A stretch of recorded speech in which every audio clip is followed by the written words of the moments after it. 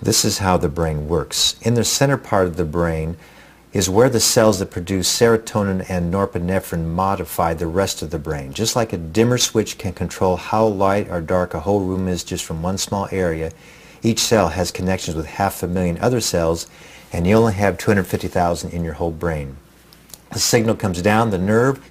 It releases these chemicals which then go across the space called the synapse. Once those chemicals fill up the receptors on the left side of the synapse, the signal is sent. That's how the nerve on the right influences the nerve on the left. Here's a higher magnification of the same thing. The signal comes down the nerve, it releases, goes across, reaches critical mass, now sucks back up into the yellow vacuum system. Now the body will recycle some of it, but the rest of it is destroyed and thrown away. And how much is destroyed and thrown away is dependent upon your family characteristics. So if you don't have enough of the chemical to fill up those receptors, then you will have the signs and symptoms of depression and anxiety. Some people have problems with too much rather than too little. This is what we think happens with people with schizophrenia, and this is the dopamine system. They're being so overstimulated with dopamine, they become very agitated, they hallucinate, they can't sleep, they hear voices.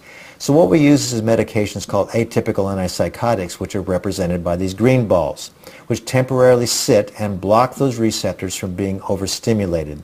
Helps to calm them down, the voices go away, they can sleep much better if they'll take their medication. Now this is what happens with depression. Chemical is released, it did not reach critical mass, so it sucks back up into the yellow vacuum system, and a double dose is now released. Now there's enough to fill up those receptors, and boom, the signal is sent, and now it's sucked back up into the vacuum system again, waiting for the next signal. Now, antidepressants are not addicting. All they are these white balls that simply plug up that vacuum system. So now the body can't bring it back in and throw it away. So it helps your body conserve what you've already made. So now the concentration in that gap increases. It's like having instant hot water. When you turn on the spigot, you have hot water immediately. You don't have to wait for all the cold water to be pushed out of the hot water pipes before you get a cup of coffee or tea.